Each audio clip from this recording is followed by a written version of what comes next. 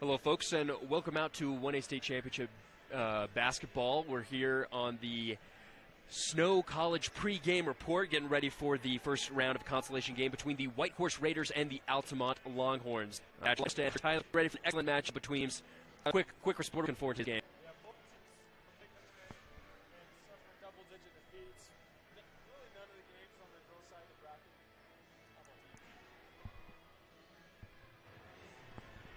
Let's see if we can hear Tyler now.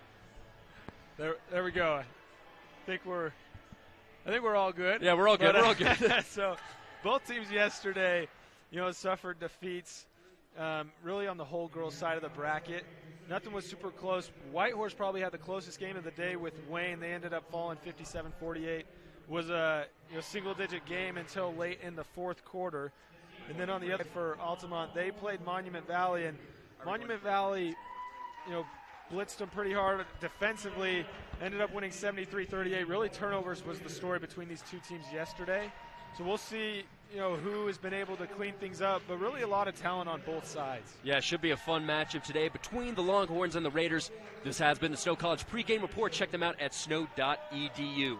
This is 1A State Championship basketball on 1aball.com. You're on this campus business team that lives and works together at the University of Utah. Your team has come up with this cool new ski rack. For real, it's going to market. Then you say to yourself, hold on, sports fans. I'm only a freshman. We call that Utah Fresh. Do real-world research. Go learn abroad. Join a campus living team. Yes, our freshman experience is refreshingly different. Only at the U. Larry H. Miller Utah Summer Games is Utah's premier sporting event. The games are hosted by Southern Utah University, and we invite you to be part of the action. Register today and compete in a variety of events, from barrel racing, skeet shooting, basketball, track, arm wrestling, long-range rifle and pistol shooting, ultimate frisbee, horseshoes, swimming, and so much more. Find your event and register today at utahsummergames.org. This is State Championship basketball brought to you by Chicken Lights and Chrome Truck Show in Penguich on 1aball.com. This is Nathan Thatcher alongside Tyler Gibb getting ready for this first round consolation game between Altamont and Whitehorse. For the Raiders, they're going to be starting Shunba Begay, Shelby Vascu, Shayla Miller, Layla Etsidi, and Lamia Benally. And for Altamont, who are we starting over there? For Altamont, we'll see Aspen Thacker, Ashley Escobar, Mads McConkey, Jaylee Taylor, and Mary Peck. And for the Raiders, coach is Joni Dixon and Altamont Bryce Money.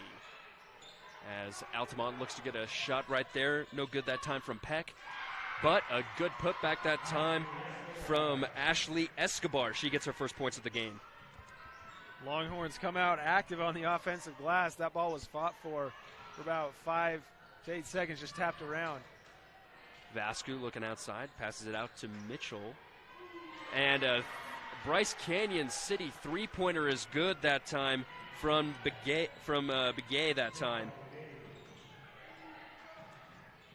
Great look from the Raiders, and that time Altamont can't get anything to go, so Whitehorse comes back to respond.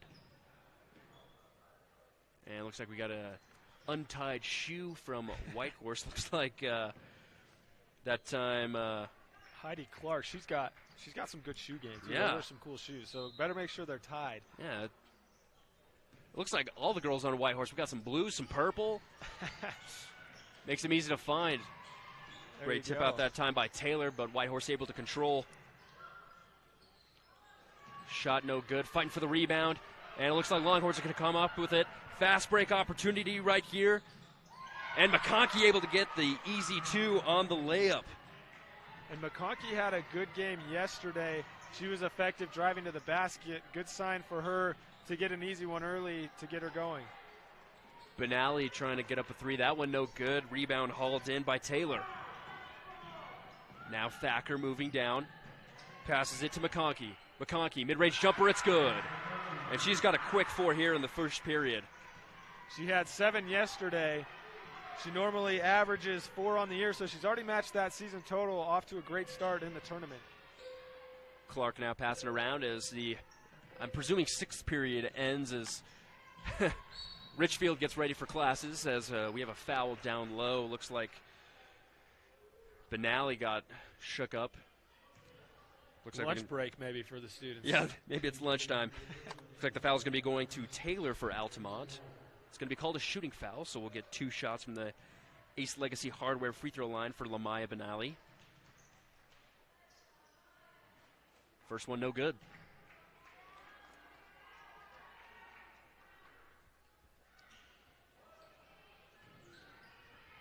This Whitehorse team, there's a lot of depth. You have Shun Babagay, who leads the team in scoring, and she hit that first 3 for the Raiders, but Benally averages 7. You have Heidi Clark, who averages 7, so a lot of depth to go around for the Raiders.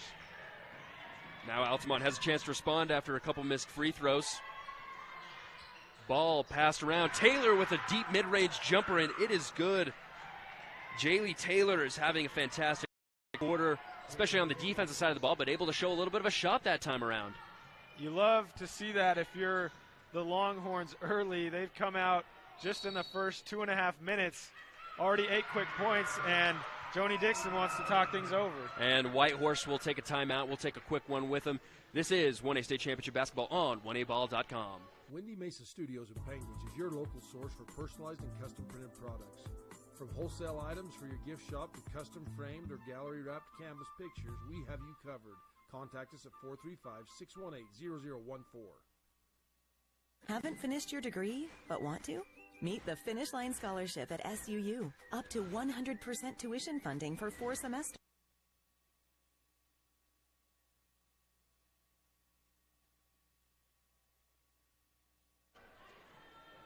Welcome back. This is State Championship Basketball, brought to you by the University of Utah, TeamHive.live, and KTTA 8.1.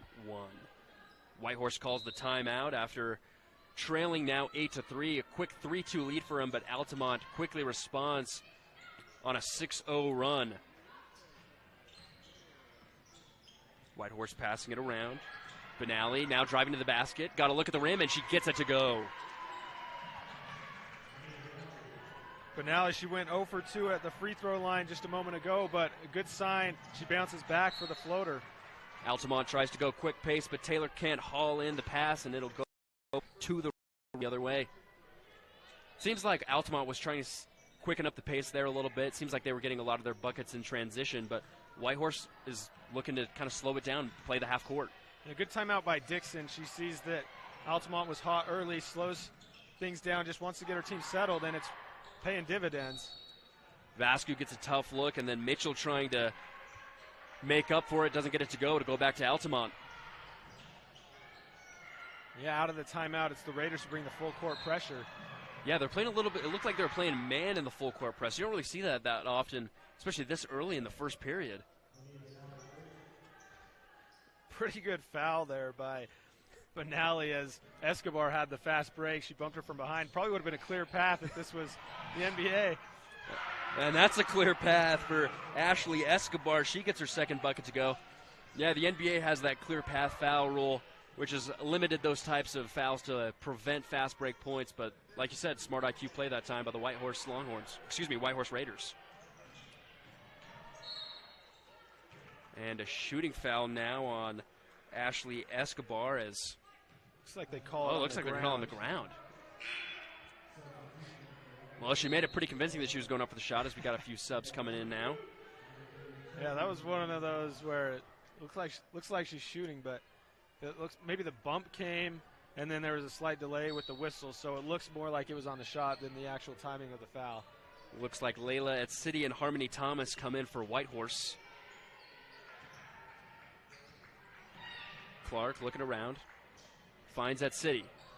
At City now in the corner, gets her tip pass, and Altamont will steal, and they're going to move. Thacker trying to get a deep pass down low. Behind the back, trying to save is Escobar, but it's going to go back to Whitehorse as they now go in fast transition. And the layup no good by Begay, but a foul will be called on the Longhorns. The save by Escobar on the other end. And she wasn't able to save it to her own team, but the athleticism that she displayed, leaping and saving that and then throwing it over her head behind the back was impressive. Yeah, I said it in the last broadcast, but I'm kind of jealous of all these athletes out here. I feel like I'd be breaking something doing crazy plays like that. You don't realize that a lot of times that's the prime of your career. Yeah. And both the free throws no good that time by Thomas, as Altamont will haul it in. And Altamont going fast pace. Quick jumper no good that time by Escobar, and looks like we're going to have an over-the-back call on Mary Peck. That's 2 quick fouls on Peck here in this opening period.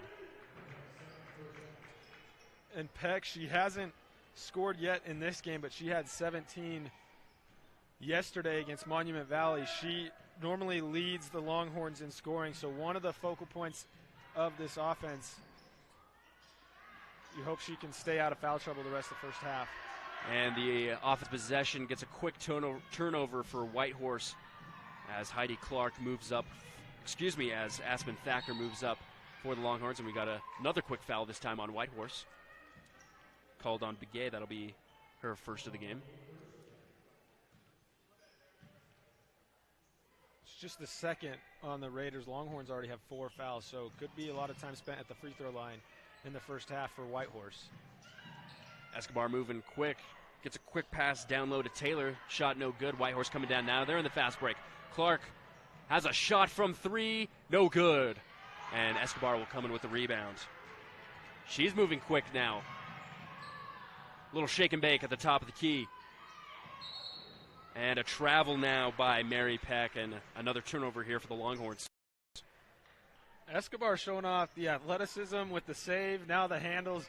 She's going full speed and does a little hesitation behind the back dribble and doesn't lead to points, but you can see how talented and athletic Escobar is. Yeah, she has that 4-4 speed, as the athletes like to say, as we got another substitute in for the Raiders as Kiara Chi comes in for Whitehorse. Tip by Altamont, stay with the visiting team. Now Shayla Miller coming in here for the subbed out Layla at City after a quick few minutes here in the opening period. 2:50 to go here as Altamont leads 10-5. And a beautiful inbound pass.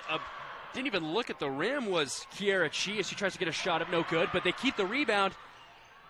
Another crazy layup doesn't go. And they're going to call a travel. And that'll go against Heidi Clark. Aspen Thacker. There's a lot of number 1s down here. And it'll stay with Whitehorse. That's a tough position for Thacker. You get the rebound and you're just on the ground, so not really many places to go. Right. And they get another turnover. Escobar that time with the steal. She pushes once again. Making moves there on Begay. She'll pass it over to Thacker. Thacker gets it over to McConkey, who now tries to get it down to Peck. Peck can't handle it, and it'll go back to Whitehorse. So it seems like a little bit of sloppy play here in this opening period for both squads. Yeah, it's early in the morning. They draw the early game. Both of these teams, they had the early game yesterday, the early game again today. They're used to being in class at this time. Let's see if this timeout can help both these squads. This is 1A State Championship Basketball on 1aball.com. Haven't finished your degree, but want to? Meet the Finish Line Scholarship at SUU. Up to 100% tuition funding for 4 semesters on us. Apply for the Finish Line Scholarship today. An extraordinary education, anytime, anywhere. If you've ever visited Bryce Canyon National Park, you know that it's nothing short of magical. Recognizing the need to protect such a place, the Bryce Canyon Association was created more than 60 years ago to help provide funding for the park. And this year, as we celebrate Bryce's 100th anniversary as a national trip, we invite you to be a part of the Bryce Canyon Association by making a donation, be it small or large. Together, we ensure that Bryce Canyon National Park stays magical. This is State Championship Basketball brought to you by the Larry H. Miller Utah Summer Games on 1aball.com. The opening possession after the timeout for the Whitehorse Raiders went out of bounds, but they'll keep the ball here as Clark has a wide open Begay, and it doesn't go. Clark passes back to Begay. They'll set things up. Miller now. Tried to look for a pass, picked up her dribble, no good. Bounces around, and it goes back to Miller. Miller trying to get it down low. Steal by Taylor. She's in the open court looking for her teammate. Crazy pass doesn't go. And now Thomas comes up with it, but now they're not able to keep it in bounds, and it goes back to the Longhorns. Kind of a wild sequence. When you get those turnovers, you want to get it and run. Sometimes it can lead to chaos, and it's better to just slow things down. Both They want teams to pushing pace. Looks like they're trying to keep things high tempo as Escobar now drives to the basket. Layup no good. Rebound by Thomas. Long pass ahead, a beautiful look. And Shayla Miller in transition able to finish. Balanced scoring so far for both these squads as 3 players on both teams now have points recorded in this contest. Altamont leads by 3. Just over a minute to go here in the opening period. Taylor now looks down low to a cutting Escobar. Can't get the layup to go, but it looks like Peck was fouled on her attempt at a layup, and she'll go to the Legacy Ace Hardware free throw line for 2.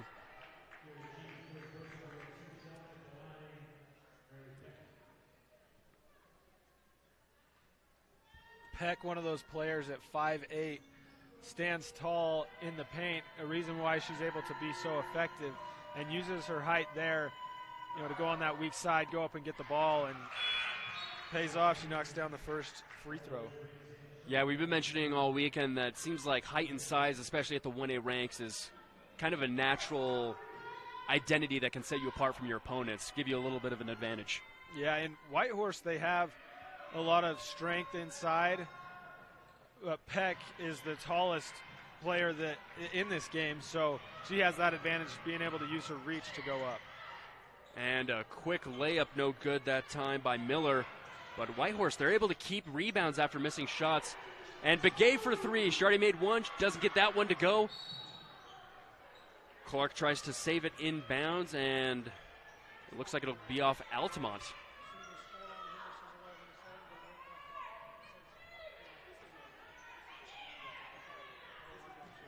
And Miller looking to get it in. Finds a beautiful pass to Begay for the easy layup and the foul. Great job by Joni Dixon and the staff for drawing up that play. You have that little hesitation, set the screen up around the free throw line. It's Begay who just rolls, and they left the paint wide open. If you're the Longhorns, you can't leave under the basket on an inbounds play. You have to be watching that. But the Raiders do a good job drawing the misdirection. Yeah, we've seen that a few times today, and already the game that went before this, as Begay is able to convert the and one opportunity. Oh, it looks like it had her shooting 2. Oh, no, excuse me, now it's inbound. Everyone was still lined up for another shot. So forgot about the and one opportunity. 3-point play the old-fashioned way, and a 3-point play from behind the arc for Begay. Altamont still trying to keep the pace high, but it looks like they're still turning the ball over just a little bit as Whitehorse has cut into their lead. Oh, a beautiful cutting basket, no good by Lamaya Benally. She just seemed to have an open shot at the rim, doesn't get it to go. Shot clock turned off here. Altamont, wide open 3, no good off the side of the backboard. Benally able to pull it in. Begay, I'm all over the place for these Whitehorse Raiders. Apologize for the confusion for those watching. And that's one of those possessions for the Longhorns where it starts with about 20 seconds on the shot clock, or on the game clock. So shot clock's turned off. If you can, you may just want to hold and dribble up top for a second, get the last shot. Instead, it'll be the Raiders. And let's see if they can possibly take the lead before the end of this first period. A wild 3-point shot, no good that time by Benally, and that'll take us to the timeout for the second quarter. This is 1A State Championship Basketball on 1aball.com. Bryce Canyon City is your destination for adventure. Cruise the miles of scenic trails on e-bikes, ATVs, horses, mountain bikes, or on foot. Let us take your breath away with a stunning array of winter activities, the rodeo, shopping for memorable souvenirs, world-class stargazing, and of course, the majestic Bryce Canyon National Park. Make Bryce Canyon City your next stop for an unforgettable adventure. All the amenities the city can provide. Visit BryceCanyonCityUT.gov. The Bryce Canyon Half Marathon course takes you through the iconic red rock that is abundant throughout Bryce Canyon country. Also enjoy the 5K or Color Me Fun run. Register today at BryceCanyonHalfMarathon.com. Race scheduled for July 15th. Are you tired of winter and ready to ride? We invite you to Bryce Canyon Mule Days 2023. Join us April 30th through May 6th in Tropic, Utah. There will be guided mule rides, vendors, food and fun, arena events, a Friday night concert featuring Bren Hill and Andy Nelson, and the premier Chrome in the Canyon Mule Sale on Saturday, May 6th. Learn more at BryceCanyonMuleDays.com, and we will see you there. This is state championship basketball brought to you by Great Lakes Cheese on THive.live. As we open up the second quarter, Tyler, let's get some Fab Rats trivia going. Fab Rats Trivia. It's entertaining, family-friendly YouTube channel. Our question today is, who is Paul's go-to call for wiring? So you're going to email the answer to the email on the screen. It's uhsslive@gmail.com. The question is, who is Paul's go-to call for wiring? Win a limited edition Fab Rats t-shirt. Everyone wants a free t-shirt, so let's see who can get that answer right. Opening possession for Whitehorse is a turnover on Benally, as now a foul will be called down low on the Raiders. Looks like it'll be a shooting foul, and it's going to go against Shelby Vascu. Something to keep an eye on with Benally. Yesterday, she took a bump to the knee, and she came out, was able to come back in and finish the game. At the end of the first quarter, she was slow coming over to the bench, had a little bit of a hobble in that knee, was kind of giving it some treatment. So she's still out there, still okay, but something that's maybe been bothering her, she's stretching it right now. So hopefully Benally, it doesn't cause her any problems going forward in this game, but keep an eye on it. As Peck converts the second of two at the Legacy Ace Hardware free throw line to increase the lead to 2 for Altamont. Now Clark looking around, heavily guarded by Thacker up on top of the key. She gets it off to Benally. Benally now passes out to Vascu. Vascu driving, contested jumper, no good. And Thacker will pick up the rebound. Now she's pushing in transition. Heavily contested by Clark. Gets it down to Peck. Now back up top to Taylor. Looks like a deep 2-foot was on the line. No good. Vascu with the rebound. She'll get it to Begay. And it looks like now they're going to try and slow things up again a little bit. Oh, a little crossover move here on the logo. Down to Mitchell. Shot no good, but a foul on Altamont. Looks like that'll go against Jaylee Taylor. I know we mentioned it earlier, but do you think that Benally, Clark, and Begay, the backcourt for Whitehorse, do you think they planned out their shoes to have those 3 different colors, or do you think they just happened to? I think they have to. I mean, come on, like, you can't have one teammate in bright purple all by themselves and lone fun shoe guy on the team. I just feel like it has to be a team effort, collectively. I haven't examined every backcourt, every starting backcourt in this tournament, but I would dare say that Whitehorse has the best shoe game out of all backcourts. Well, maybe we'll have a shoe segment moving forward, seeing which front court has the best shoe game. As free throws don't go for Mitchell, but it will stay here with Whitehorse. Interesting inbound set here as team is spread out. Straight to Mitchell for a one-on-one opportunity. Layup short, no good. Pekka comes up with the rebound. Clark is picking up Thacker consistently here as she takes it across midcourt. And that time Carter tried to get it down low, but a turnover once again for Altamont. Vascu, fake jumper. Now she'll take the layup. Sails over the basket. Fight for the rebound. And they're going to call a foul instead of a jump ball. Interesting. Okay. It looked like everyone is set up to stay with Whitehorse, but it will go with Altamont. They call a foul against Vascu, so it looked like a tie-up, but they say Vascu maybe went across the arm to get there. Yeah, you got to be aware of those elbows as Mitchell steals the inbound pass. They're on their own side of the court. Vascu cross-court pass to Clark. Clark, a step-back three. Almost got the bait to go in, hit everything but inside the net. Ball is loose. It's just everywhere. Players diving on the court. And now they're going to call a jump ball, and it will go to the Longhorns. Lots of effort on that time. Lots of effort getting on the floor. The level of difficulty on that Heidi Clark step back may have been a 10 out of 10. She takes one dribble, step back, fading away, and almost got it to go. And on the bank, no less. Tough look as Whitehorse now picks up a full court. And they're able to steal the ball. Pass to Clark for an open shot. No good. Gets her own rebound. And they will call the foul. Let's see if it's a shooting foul, and they say it will be. Looks like they're going to call it this time on Kennedy Carter. That will be her first as Clark heads to the free throw line to try and get her first points of the game. And it looks like it'll be a timeout taken here by the Longhorns. We'll take it with them.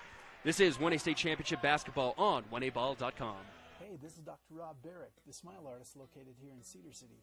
If you've ever wanted a new smile, but something's been holding you back, I'd love to spend a minute with you and just answer your questions. If you go to my website, you can set up a free 15-minute video phone call with me where we can just talk about it. The next step is also free. You'd come in and we'd actually design your smile together right there in the chair, print it out, and have you snap it in and give it a test run before doing the actual veneers. To check out my smile portfolio, visit drrobdental.com. Fab Rats is an entertaining YouTube channel based in beautiful southern Utah. Paul, Michelle, and the crew showcase major and minor fabrication builds, off-road adventures, family fun, and much more. Check them out on YouTube and subscribe today. Just like we meant it now. All right. The Gifts from Grady Foundation Charity Poker Run will be held April 22nd. For registration rules and regulations, go to giftsfromgrady.com. Raising awareness about organ donation, one tiny donor at a time, in honor of Grady Boy. This is State Championship Basketball brought to you by Fab Rats, family-friendly YouTube on KSLSports.com. We're coming back with a few Heidi Clark free throws for the Raiders as they trail by 2. But, Tyler, a little update. It feels like we got a winner for the Fab Rats trivia question for today's game. We do have a winner indeed. The question was, who is Paul's go-to call for wiring? And Porter Farr, you are the winner. The answer is Chad's Fab. Porter Farr, you can pick up your limited edition Fab Rats t-shirt in the Sevier Valley Center. Send somebody to the broadcast table up top to pick that up. Congratulations, Porter Farr. Wish I could get a free t-shirt, so Porter, take care of that bad boy for me as Clark misses 2 from the Legacy Ace Hardware free throw line. But once again, they get the ball back. It's been the offensive glass and then the full court pressure that Whitehorse has been able to apply in the second quarter. Unfortunately, hasn't turned into points for them. Still scoreless here in the second period are the Raiders, but they've been picking up a full court press, and it seems to have been working out from the past few possessions. So far, it's just the one Mary Peck free throw for both teams in the second quarter. And just able to get over the half-court mark. A quick shot that time by Kennedy Carter. It's no good. Able to keep it, but Clark steals the pass. She's got a lane to the basket, contested by Thacker. A spin move down low, doesn't get the basket to go. Thacker will come up with the rebound. Fast court break, a screen that time by Carter. And Altamont still trying to push the tempo a little bit. Doesn't seem like they're really slowing down to set up a half-court offense at any point in these first 2 periods. Yeah, and that's because the Raiders have used their defense to speed up the Longhorn offense. Really, it was 11-10 at the end of the first quarter, so both offenses were effective in the first 8 minutes, but another turnover the defense has picked up. Looks like the key moving forward is going to be a little bit of cleaner play for both of these squads as Begay will take it up. Begay is currently leading the Raiders in scoring with 6 points in the first quarter. Vascu takes a wide open mid-range jumper, doesn't get it to go. Mitchell rebound, and the layup's good for the opening basket in the second period for the Raiders. Mitchell's had a lot of chances down there. She's been very effective on the offensive glass. That time a good job of settling and coming down with it. Thacker's got a wide open lane, but Clark last second steals the ball, and they'll call a travel against her, saying that she had possession, and it stays with the Longhorns. Really, a lot of times in that situation, when you have a defender chasing it down like that, you'll just see him hit it out, and it'll go out of bounds. That time, Clark just straight grabbed it off of the dribble from Thacker, and she was running full speed, so wasn't able to stop. Great defense by Clark as Altamont tries to inbound, miss a few shots, but they'll try and get one to go. Peck now with the ball. Sub in for Whitehorse as she comes in for Mitchell, and the Raiders come up with the ball after a few misses by the Longhorns. But now a turnover by the Raiders. As McConkey drives to the basket. Doesn't get the fast break layup to go, but a foul will be called. Really a lot of impressive defensive plays. That time it was McConkey who just jumped up and grabbed it and quickly went the other way. Looks like the Longhorns will go to the free throw line. As Taylor Scott tries to convert two. Doesn't get the first one to go from the Legacy Ace Hardware free throw line.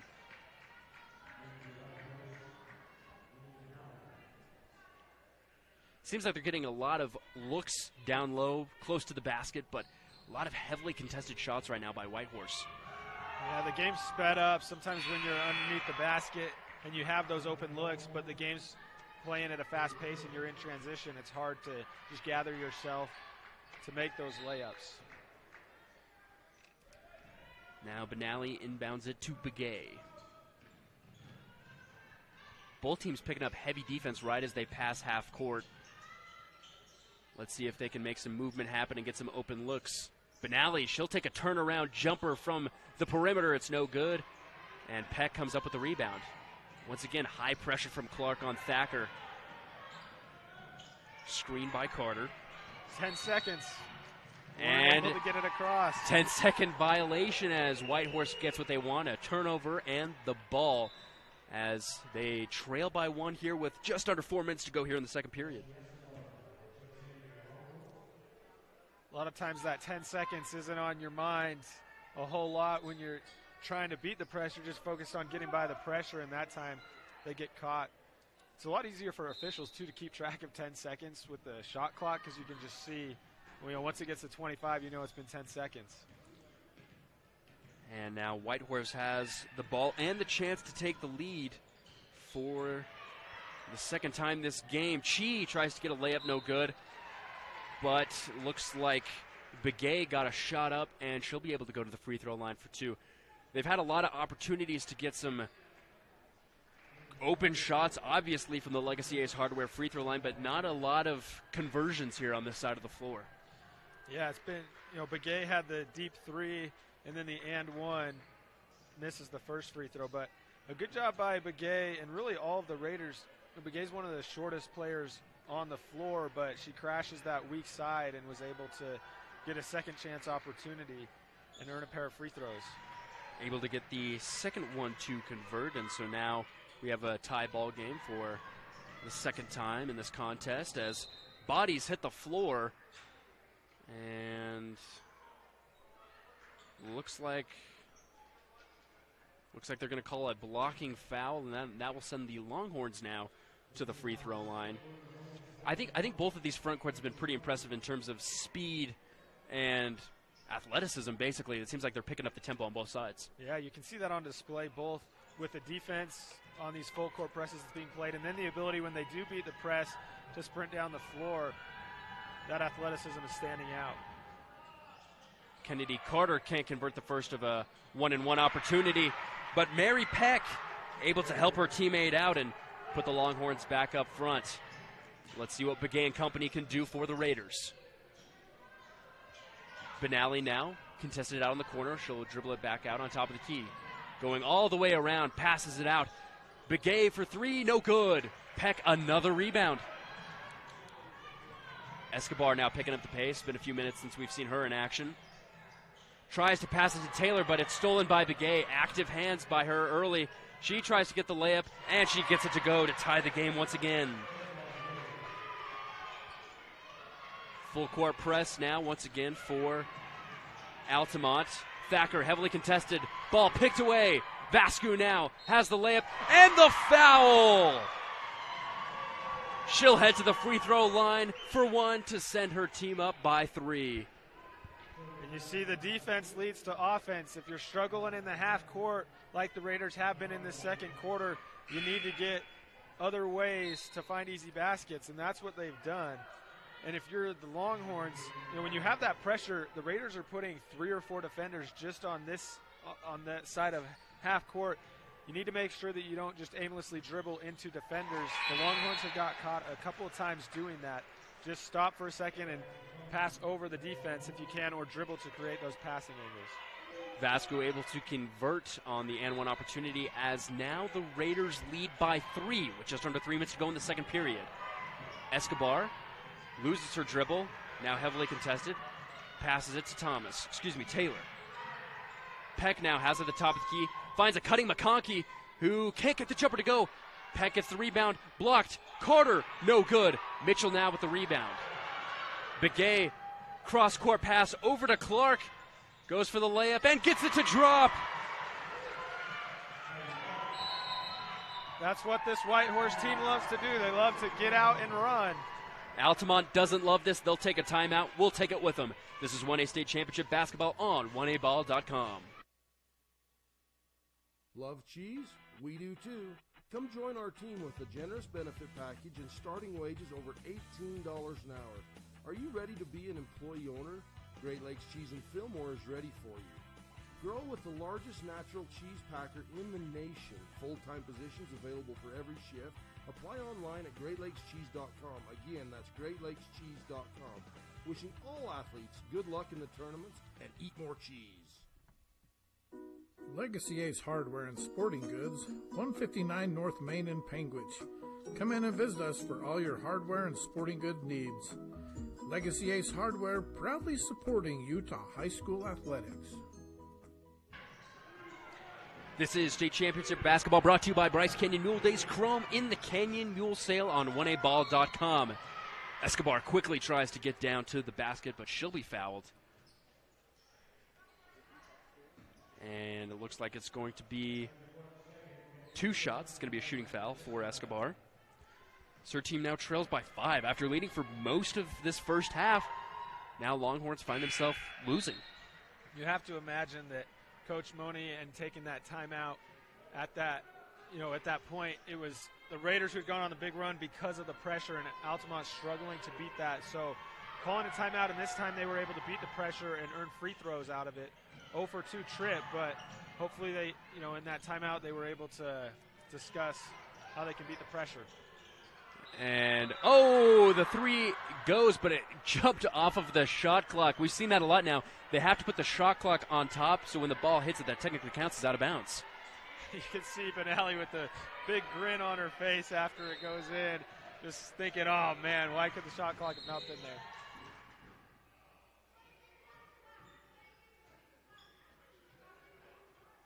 And it looks like Mitchell might have stepped across the baseline as she was trying to defend the inbound pass. On Escobar's free throw attempt, it looks like Miller came in for Clark for the Raiders. But this full court press is seemingly working very well as Escobar tries to break it, and she does. Tries to get a pass down low, stolen by Mitchell. But now Mitchell gets it ripped away by McConkey.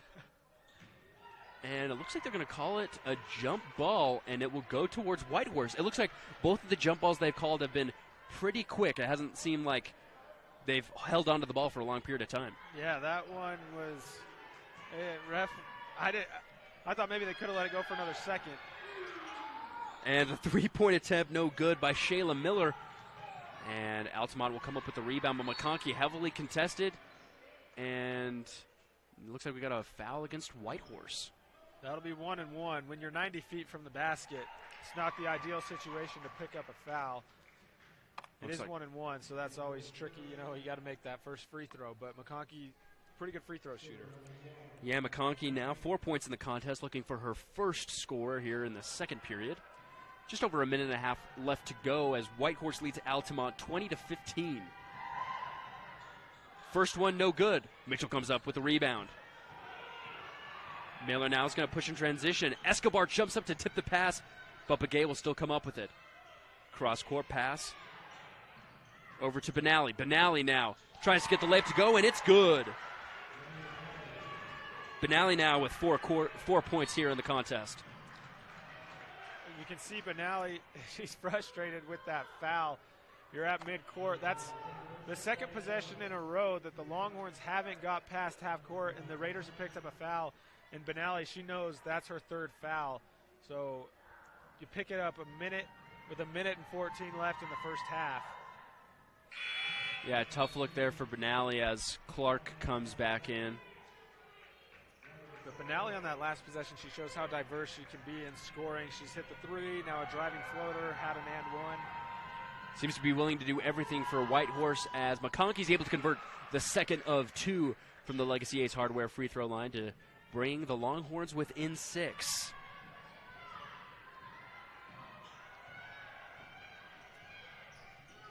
Now Clark passes over to Begay. A minute to go here in the first half. Begay now trying to get it down low, stolen by Escobar. She's been able to pickpocket a few times today.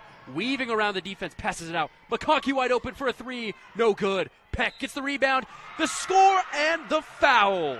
Mary Peck, what a first half.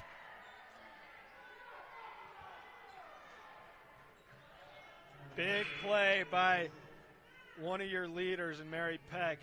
Whitehorse had kind of taken the momentum in the second quarter, but just the final minute and a half before the break, they get the McConkey free throw. Now Peck with a chance for a three-point play, and they can take some of that momentum back. Peck, here's a little bit of shouting from the Whitehorse side, but still able to convert on the and one opportunity. That now brings the Longhorns within 3. They will have another opportunity with the ball as Whitehorse now trying to enlarge in their lead once more. Begay now, opposite corner. Picks up her dribble, tries to get it down low to Cadence Lansing, but it'll be tipped out of bounds. It'll stay here with the Raiders. Looks like a box inbound set here. 2 players set the screens. Begay will get it out in the corner. Tries to throw out to Vascu. She's able to get it up on top in the perimeter. Out to Begay. Loses it now at the logo. Under 10 seconds to go here on the shot clock. 20 to go here in the game. Miller now driving. Floater. No good off the back iron. But Cadence able to get the rebound. Block shot by Miller from the 3. Shot clock turned off. 10 seconds to go. Clark driving around. And looks like a reach-in foul there on Escobar as now Clark goes to the free throw line with just under 6 seconds to go. A lot going on in that possession. Looks like that's Escobar's 3rd personal foul. So now both teams have a key player in foul trouble going into the second half. And both picking up those fouls in the final minute 20. And the first free throw missed by Clark here at the Legacy Ace Hardware free throw line. When you're a coach and you have one of your key players with 2 fouls right before halftime, you just are crossing your fingers they can make it to the break without a 3rd foul. Both aren't good, but Whitehorse retains possession. Vascu gets the jumper right before the buzzer, and that will do it for the first half, as now Whitehorse leads 24-19 going into halftime. On the other side, we'll come back with the SUU halftime report. Love to hear all about it, and we'll see you. This is 1A State Championship Basketball on 1aball.com. You like car shows? Well, let's supersize it, as trucks from all over come for you to enjoy at the Penguins Truck Show. It's a family fun event on the 4th of July weekend. Friday night is the light show on Penguins Main Street from 8 to 10:30. Saturday, the show will be at the Penguin City Park from 10 to 4.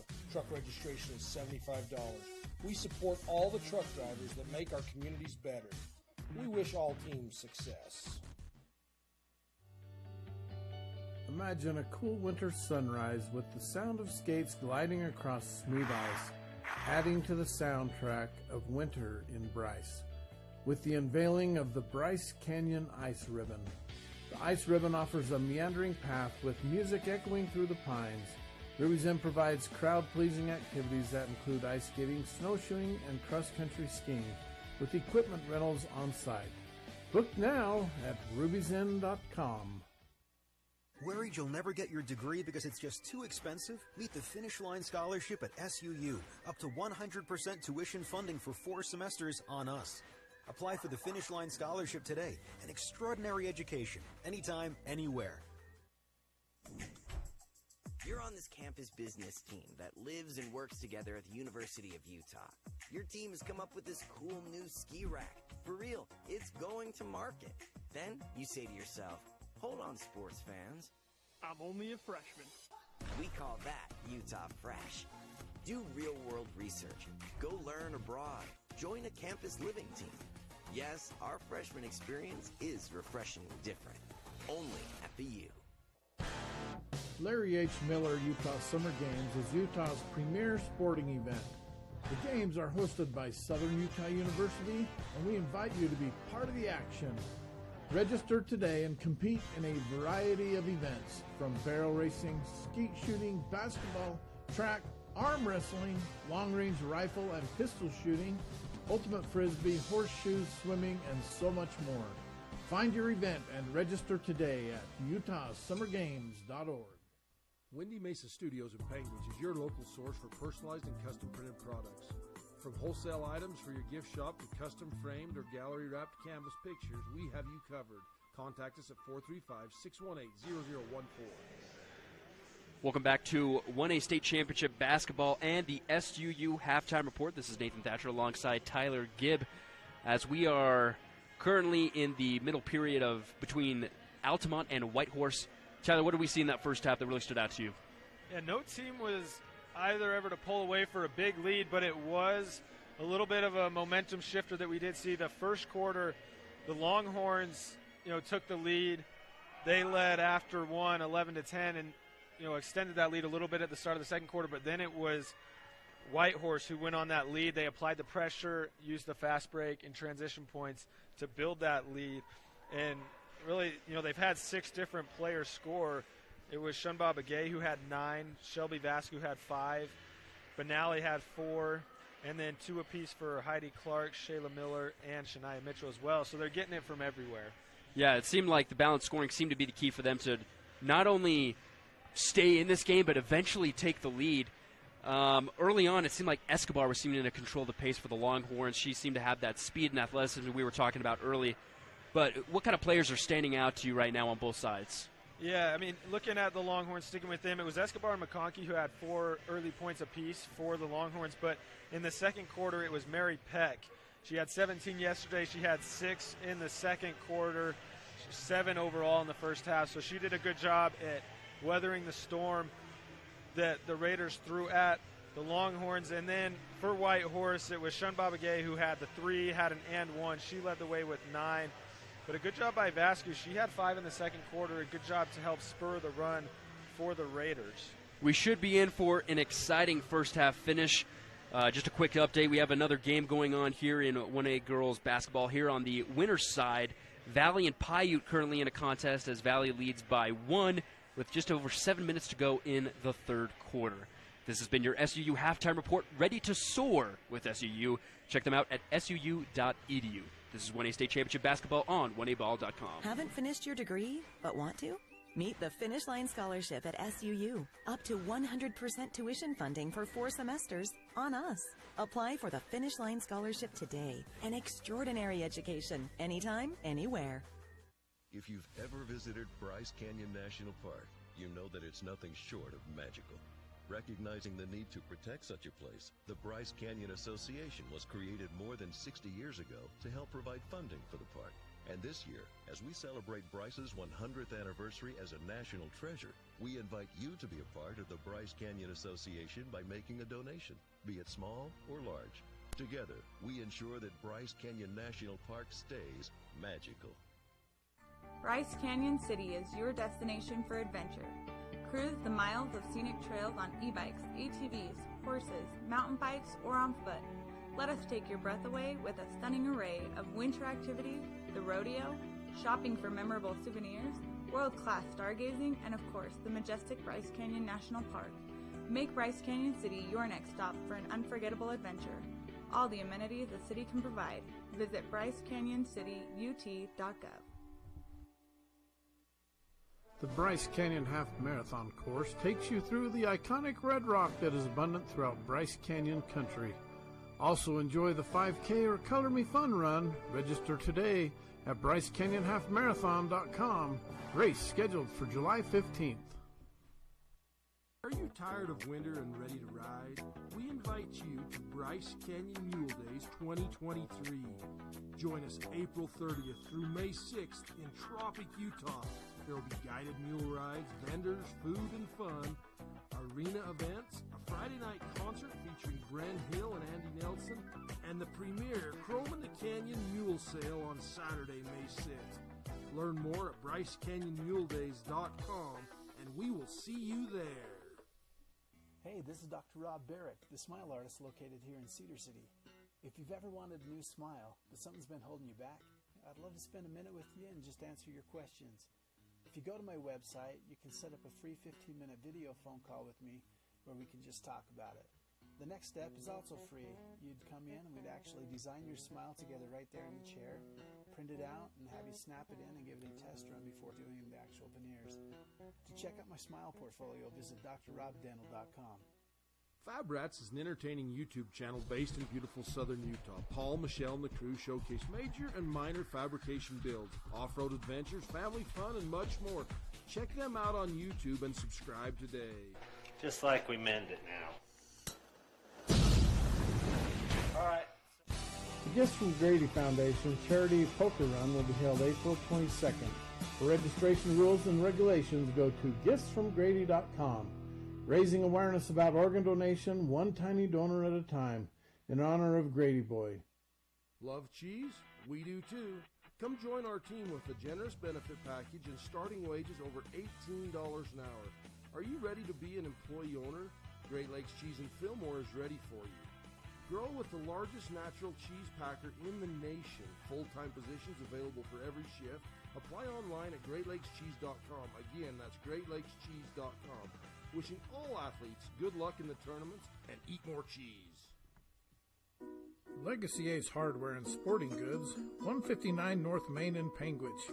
Come in and visit us for all your hardware and sporting good needs. Legacy Ace Hardware, proudly supporting Utah high school athletics. You like car shows? Well, let's supersize it, as trucks from all over come for you to enjoy at the Panguitch Truck Show. It's a family fun event on the 4th of July weekend. Friday night is the light show on Panguitch Main Street from 8 to 10:30. Saturday, the show will be at the Panguitch City Park from 10 to 4. Truck registration is $75. We support all the truck drivers that make our communities better. We wish all teams success. Imagine a cool winter sunrise with the sound of skates gliding across smooth ice, adding to the soundtrack of winter in Bryce, with the unveiling of the Bryce Canyon Ice Ribbon. The Ice Ribbon offers a meandering path with music echoing through the pines. Ruby's Inn provides crowd-pleasing activities that include ice skating, snowshoeing, and cross-country skiing, with equipment rentals on site. Book now at ruby'sinn.com.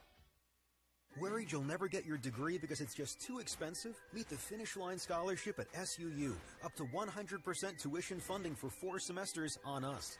Apply for the Finish Line Scholarship today. An extraordinary education. Anytime, anywhere. You're on this campus business team that lives and works together at the University of Utah. Your team has come up with this cool new ski rack. For real, it's going to market. Then you say to yourself, hold on, sports fans. I'm only a freshman. We call that Utah Fresh. Do real-world research. Go learn abroad. Join a campus living team. Yes, our freshman experience is refreshingly different. Only at the U. This is State Championship Basketball. Utah Summer Games is Utah's premier sporting event. This is State Championship Basketball brought to you by the Windy Mesa Studio on TeamHype.live and KTTA 8.1 as the opening possession for the Altamont Longhorns goes well. Mary Peck, an easy 2. Had 6 in the second quarter, picking up right where she left off. This is Nathan Thatcher alongside Tyler Gibb here for some second half consolation bracket action in the 1A women's bracket. Escobar able to get it out to McConkey, who tries to dish down low to Thacker, stays in bounds, but then ends up losing the basketball back to Whitehorse. 3-point game, so we saw an exciting first half. What are you expecting from this finish? Yeah, this is the first game really that at halftime has been pretty close. Whitehorse yesterday was in it with Wayne, but it's shaping up to be the closest game in the girls' side, and both teams have been played pretty even to this point. El Sosi for the Whitehorse Raiders not able to get the shot to go, but looks like Vasco was able to come up with a rebound, and it's going to stay here after a jump ball is called by the refs. Didn't see much from Alyssa El Sosi for the Raiders in the first half, so it'll be interesting to see how she performs here in the second.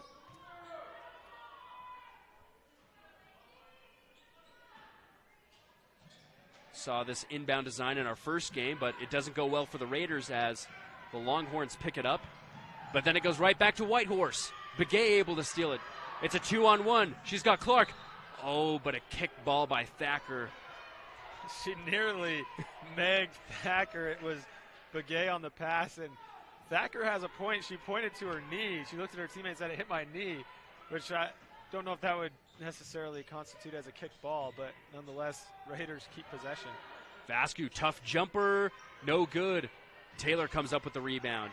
Escobar trying to go quick, but then it goes right back to Altsosi. She takes a quick jumper, no good off the backboard. Peck with the rebound. And Escobar tries to set a screen, but Thacker will go the opposite direction. She'll be able to get past half court. Heavily contested by Clark. Clark tips it. Peck comes up with it. Tipped once again. Taylor now loses the ball. It's everywhere. Escobar, quick jumper, no good. Rebound and the follow-up. Good by Peck, and her dominating game is continuing here in the third. Yeah, Peck did a great job. She was pretty open under the basket when Escobar took that shot. Didn't get the pass. Escobar shoots it, so instead Peck just turns box out, and she had the easy position to grab the offensive rebound. Mitchell now tried to make things happen down low. Doesn't go. Clark, step back three. Good! Another Bryce Canyon City three for the Raiders, and that's the first one for Heidi Clark in this contest. Yeah, second one of the game. She joins Begay as the two Raiders to knock one down. Good screen that time by Escobar as Taylor now tries to drop it down low to Peck. Foul called on the floor. It'll be against Whitehorse, our first foul here of the second half, and it's going to go against Vascu. Third personal of the game, so already we've got two Raiders now with 3 personal fouls with a little under 6 minutes to go here in the third quarter. It'll be interesting to see what kind of foul trouble both these teams find themselves in. Begay almost with a steal right there.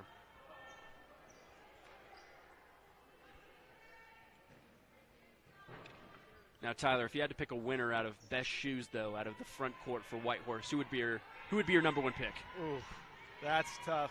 I think I'm going to have to go. They're all very good. I think I'm going to have to go with Heidi Clark. And meanwhile, shoe partner Begay had a fast break opportunity, but it goes awry as Escobar comes up with it. Peck out to Taylor. Deep two. Can't get it off the glass. Ball's loose. Picked up by Thacker. Back up to Escobar. Cross-court pass over to McConkey. Contested two-point jumper is good by McConkey. And she now goes up to 7 points for the game. I'd have to get a closer look. I really like the peach color on Clark's. You do love your peach. I was drinking a peach drink this morning, but Begay, that's a good shade of purple as well.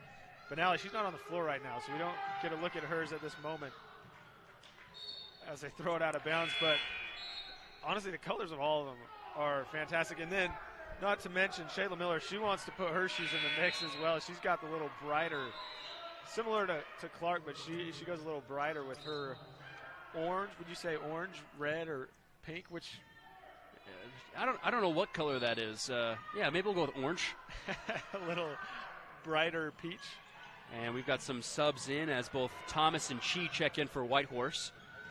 Thacker moving fast break. Escobar, pump fake. Now she'll take a three. Way off the mark, no good. Peck with the rebound, put back.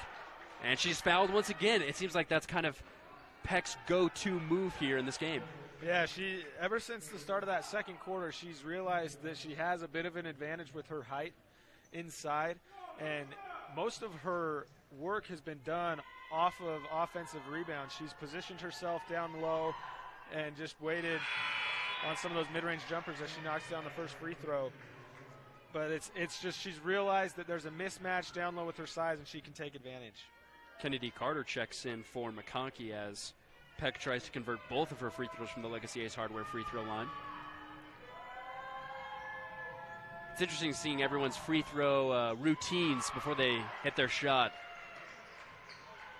Oh, and a quick turnover by Whitehorse here after Altamont just tied the game up, and they get possession on their own side of the court.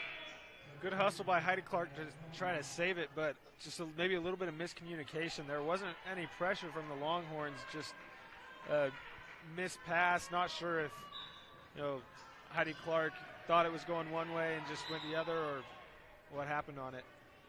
Another out of bounds will stick with the Longhorns. Yeah, and those are the kind of plays you really don't want here. And even though it's the consolation bracket, it's still technically playoff basketball. You want to stay and keep your season alive. And looks like we'll take a timeout with the teams here. Just under 5 minutes to go. We got a tie ball game. This is 1A State Championship Basketball on 1aball.com. Larry H. Miller Utah Summer Games is Utah's premier sporting event. The games are hosted by Southern Utah University, and we invite you to be part of the action. Register today and compete in a variety of events, from barrel racing, skeet shooting, basketball, track, arm wrestling, long-range rifle and pistol shooting, ultimate frisbee, horseshoes, swimming, and so much more. Find your event and register today at utahsummergames.org. Windy Mesa Studios in Penguins is your local source for personalized and custom printed products. From wholesale items for your gift shop to custom framed or gallery wrapped canvas pictures, we have you covered. Contact us at 435-618-0014. This is State Championship Basketball brought to you by Dr. Rob Barrick Dental on KSLSports.com. Just under 5 minutes to go here in the third period, and Altamont and Whitehorse are tied here at 27 points apiece in the first round of the consolation bracket. Tyler, what have you noticed so far here in the third quarter? It's been Mary Peck who's really been able to settle things for the Longhorns and trim what was a 5-point deficit at halftime into a tie game as she throws it away there. That time she was outside on the perimeter. She's done most of her work inside in the paint. Let's see how Whitehorse can respond and take back the lead as Miller drops the ball a little bit. She'll take a deep three, no good off the front side of the rim. And, wow, a lucky save inside by Thomas. Fantastic play that time by the forward. And it's going to stay here with the Raiders as a foul was called on Altamont. Yeah, she was full sprint, able to somehow throw it behind. Nearly crashed into the glass case fire extinguisher, but just put her hands to the side of it. And Miller tried to inbound it to Chi. Didn't go well as it's going to go to Altamont on a jump ball. Again, that's the third time this game where the jump balls have been called fairly quickly. Yeah, some refs can be quick to call jump balls, and then some will let them jostle for a couple seconds before they blow the whistle. Carter checks in for Escobar as McConkey has a wide open lane to the basket, and she gets it to go to retake the lead for Altamont. And that's just a little bit of a breakdown by Whitehorse. Normally when you have the press, you want at least one person back. That time they had all 5 defenders within the three-point line. Speaking of three-point line, Shunbaba Gay answers back with a Bryce Canyon City 3. The 2 made field goals for Whitehorse this quarter are both Bryce Canyon City 3s. As the ball is loose, Whitehorse picks it up. Miller takes it to the rack, and the foul! Well, that's how you can stop a little bit of an Altamont run, hit a 3, and then 10 seconds later get a 3-point play the other way.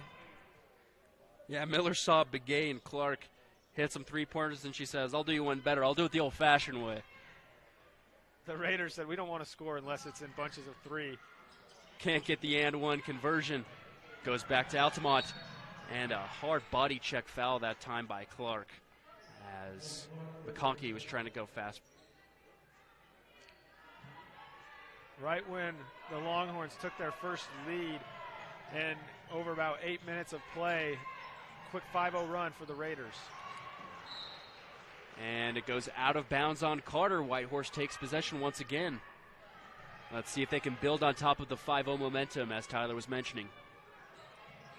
Vascu out on the opposite corner, drive to the basket. Tough shot, no good. Thomas rebound, back out to Clark, over to Miller. Miller thought about a 3, doesn't like it. Instead takes a very tough jumper. That one's no good. Thacker fights for the rebound, goes fast break, stays in bounds, but throws it right to Clark, who finds Carter. Can't get the shot to go, but gets the second chance points and pulls her team within 1. I think that play was all planned. I think Thacker knew the defender was going to tip it right to Carter, and Carter knew she could get her own rebound off the miss. Tom Brady throw to Begay, can't get the wide open shot to go. Vascu put good. Thomas fouled on. Another chance for points. She'll go to the line for 2. Man, this game has really picked up in tempo, energy, I mean, we're in for an exciting finish here in the second half. Really, it's up to this point, like we mentioned earlier, but this is the only game that in the girls' bracket that has been close, or at least this close into the third quarter, and you can feel just how intense and tight it's gotten. A lot of energy. Lots of scoring here in the third quarter as Thomas able to convert the first of two at the Legacy Ace Hardware free throw line. We'll take a timeout with the teams here. This is 1A State Championship Basketball on 1aball.com. Haven't finished your degree, but want to? Meet the Finish Line Scholarship at SUU. Up to 100% tuition funding for 4 semesters on us. Apply for the Finish Line Scholarship today. An extraordinary education, anytime, anywhere. If you've ever visited Bryce Canyon National Park, you know that it's nothing short of magical. Recognizing the need to protect such a place, the Bryce Canyon Association was created more than 60 years ago to help provide funding for the park. And this year, as we celebrate Bryce's 100th anniversary as a national treasure, we invite you to be a part of the Bryce Canyon Association by making a donation, be it small or large. Together, we ensure that Bryce Canyon National Park stays magical. Bryce Canyon City is your destination for adventure. Cruise the miles of scenic trails on e-bikes, ATVs, horses, mountain bikes, or on foot. Let us take your breath away with a stunning array of winter activities, the rodeo, shopping for memorable souvenirs, world-class stargazing, and of course, the majestic Bryce Canyon National Park. Make Bryce Canyon City your next stop for an unforgettable adventure. All the amenities the city can provide. Visit BryceCanyonCityUT.gov. This is State Championship Basketball brought to you by the Bryce Canyon Half Marathon on 1aball.com. Thomas able to convert both of her free throws for Whitehorse as they retake a 3-point lead with just under 3 minutes to go here in the third quarter. Altamont, fast break, and McConkey dribbles it out of bounds. It seems like for most of the game, the defense of Whitehorse has had Altamont a little bit sped up, but recently it's worked for them until that possession. Yeah, it's the pace of Whitehorse, or Whitehorse has set the pace with their defense, and they use that to build a lead in the second quarter and then to get back the lead in the third. Whitehorse tries to get the ball down low to Thomas, but gets head out of bounds. It'll stay here with the Raiders. Miller looking to inbound, a 4-box set, 2-player screen. Thomas looking for a layup, 2 contested, doesn't like it. Clark says, I'll take a floater. No good. Vascu, another offensive rebound. Turnaround jumper. No good off the backboard. Thomas with the rebound. The putback is good. Absolute pandemonium down in the paint. And now as it crosses the floor, Taylor, she's got to look at a fast break layup. It's good. It looked like that pass was way too far and was going to run out of bounds, but Taylor with the hustle, she chases it down, and the pass had just enough touch to settle and allow Taylor to get back in time. Vascu now here on the corner. Passes it back to Begay. They're setting things up here on offense. They seem to like to do slow pace on their side of the floor. Vascu now on the opposite side of the court. Takes a deep 3, no good off the backboard. McConkey now, fast break. And she gets pickpocketed from behind her. Clark tries to pass it. Ends up going with Vascu here in the corner. It'll go back to Clark, just and it looks like 3 seconds to get it across. She might not notice. And there it is, 10-second violation. Vascu in the corner, they had to chase down the loose ball, and so they spent like 5 or so seconds in the corner just settling with the possession, and by the time it got to Clark, she only had 4 seconds to get it across and didn't notice. Tyler, very keen and aware, calls it before the refs, as now they call a travel on Thacker, and it'll go back to Whitehorse. So even though it's been highly contested, really good close game, it seems like there's been a lot of turnovers on both sides. And that's what haunted both of these teams yesterday. They combined for over 70 turnovers, these two teams did at the Sevier Valley Center. So it's been cleaner than they were yesterday, but that pressure obviously from Whitehorse has led to some Longhorn turnovers.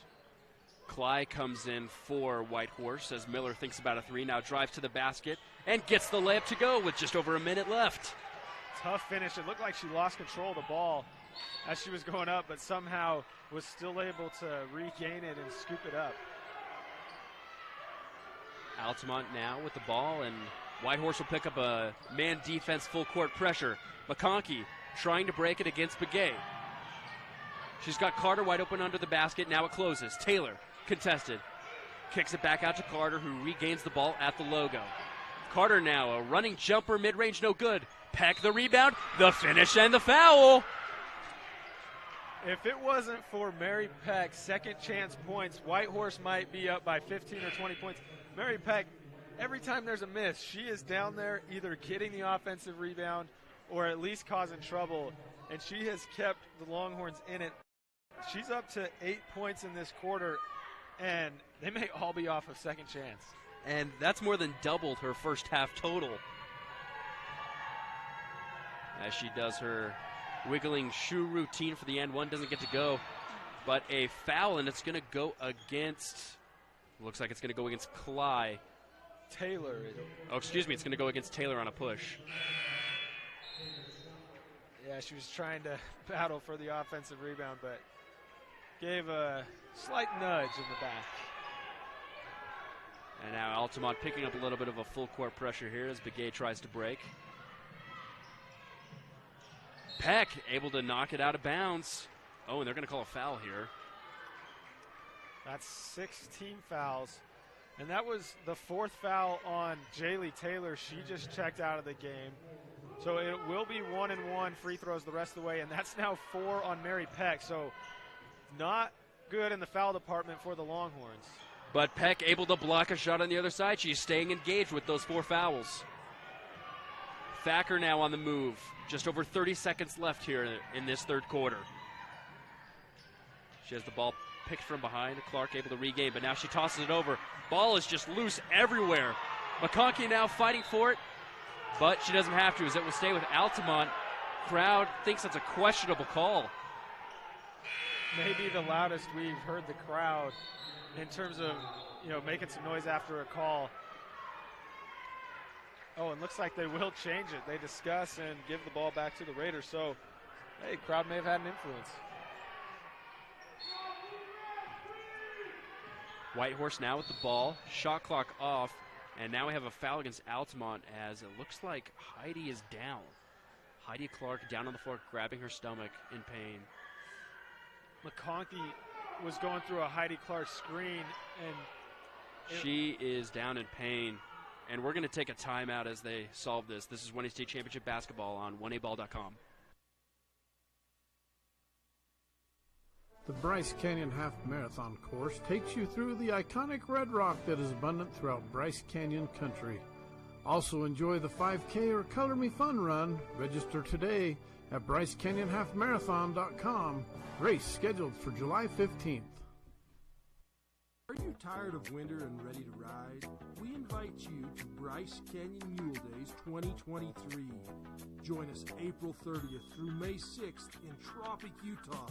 There will be guided mule rides, vendors, food and fun, arena events, a Friday night concert featuring Bren Hill and Andy Nelson, and the premier Chrome in the Canyon Mule Sale on Saturday, May 6th. Learn more at BryceCanyonMuleDays.com, and we will see you there. Hey, this is Dr. Rob Barrick, the smile artist located here in Cedar City. If you've ever wanted a new smile, but something's been holding you back, I'd love to spend a minute with you and just answer your questions. If you go to my website, you can set up a free 15-minute video phone call with me where we can just talk about it. The next step is also free. You'd come in and we'd actually design your smile together right there in the chair, print it out, and have you snap it in and give it a test run before doing the actual veneers. To check out my smile portfolio, visit drrobdental.com. Fab Rats is an entertaining YouTube channel based in beautiful southern Utah. Paul, Michelle, and the crew showcase major and minor fabrication builds, off-road adventures, family fun, and much more. Check them out on YouTube and subscribe today. Just like we meant it now. All right. And welcome back to 1A State Championship Basketball. Scary sight to see as Kennedy Clark goes down there for a few minutes. Sad to see, especially in a fun game like this. Yeah, and for some reason, Longhorns are inbounding the ball, which shouldn't be the case. It was McConkey who picked up the foul, but Heidi, or maybe they gave it to Heidi, but Heidi Clark, she walked off under her own power, and you could see as she walked off the floor, she got hugs from all of her teammates. You could see the love that the teammates had for her, and just shows the impact that Heidi has on her team. So she's back on the bench as another foul is called. She did seem to be okay in terms of hopefully not a long-term injury, but always scary to see. Glad to see she was able to walk off under her own power. Yeah, glad to see that she's able to walk off, as now Miller's going to go to the line for a one-and-one opportunity. Just so hard to see something like that, like I was saying, in a tight game like this, a fun game up until that point. Kind of changes the mood. Hopefully she's okay, as Miller not able to convert. Altamont gets the rebound, just under 20 seconds to go. Thacker now trying to push ahead to McConkey. McConkey tries to cross over, loses it. Carter picks it up. She tosses it over, no good. And it'll go out of bounds towards Whitehouse. Whitehorse now, 8 seconds to go. Begay driving, tries to pass it. Pickpocketed, and it's broken up. That time by Taylor Scott. Just over 4 seconds to go. Whitehorse screaming out their play. Miller trying to inbound it. Finds Benally, but she loses it. And no one will get a shot off as we head to the fourth quarter. Whitehorse leading 38-35. This is 1AC Championship Basketball on 1aball.com. The Gifts from Grady Foundation Charity Poker Run will be held April 22nd. For registration rules and regulations, go to giftsfromgrady.com. Raising awareness about organ donation, one tiny donor at a time, in honor of Grady Boy. Love cheese? We do too. Come join our team with a generous benefit package and starting wages over $18 an hour.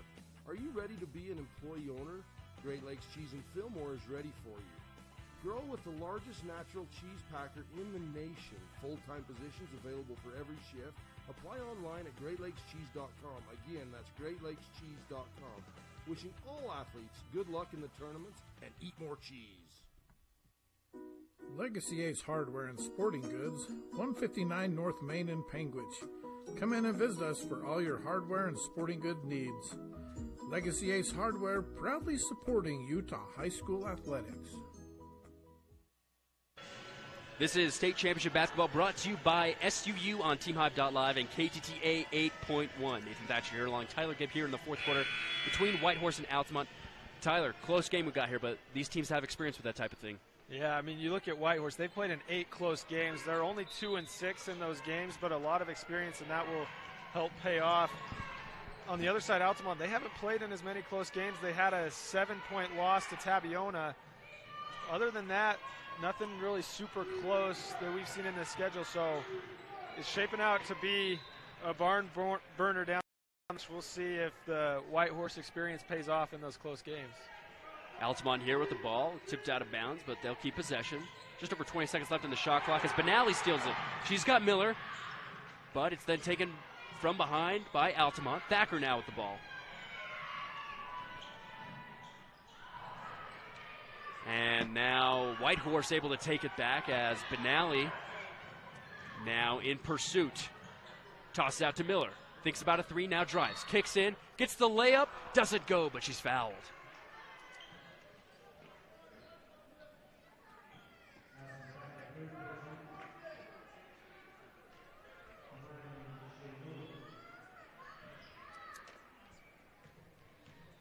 Miller now here to try and convert at the Legacy Ace Hardware free throw line. No good on the one-on-one opportunity. Carter comes up with the rebound. Passes it out to Miles. Miles now surrounded by Raiders. Gets it out to McConkey, but she double dribbles, and it'll go back to Whitehorse. So just like we were talking about before, turnovers on both sides of the ball. Kind of sloppy play. You could see right when McConkey picked up her dribble, she kind of threw her head back, knew she had messed up. So, you know, game's going to get a little bit tight. We'll see how the players react. Begay hands it over to Miller. Miller once again driving, but it is then stripped down low. Beautiful strip that time by Taylor Scott. Good awareness as Thacker brings it up. Both teams bring high defensive energy. Oh, McConkey almost gets a bank three to go. It's a scrum for the ball. Altamont comes up with it. Scott tries to get it down low, stolen by Vascu. Vascu now in pursuit. Throws the ball up to Begay, who's behind the basket, can't get it to go. Vascu now passes it out to Benally. And Whitehorse now sets up for the half court. Haven't seen a lot of half court possessions lately. It's been a lot of go and pays off. Whitehorse able to get a basket in the half court. Shayla Miller. Miller, another floater. She's been hot from Thacker to the rim. No good, but she'll head to the free throw line for two. Thacker took a hard fall right there. Yeah, she was a little bit slow to get up, but she is walking normal back to the Legacy Ace Hardware free throw line. And the Longhorns, after that made basket by the Raiders, they got the ball and were out. Thacker able to earn throws. And a good sign for Whitehorse, Heidi Clark just went back to the scores table. Good to see. As Thacker now trying to convert throws for her team. Can't get the first one to go. And Heidi Clark now in Filler. And some game changers for Altamont. Mary Peck, who had a stellar third quarter and just an overall great game, comes back in for the Longhorns, as well as Ashley Escobar. And remember, Peck and Taylor both playing with the 4 fouls. So some of the players that they like to run the offense through, dealing with foul trouble. They're going to call another jump ball here, but it's going to go over to the Raiders.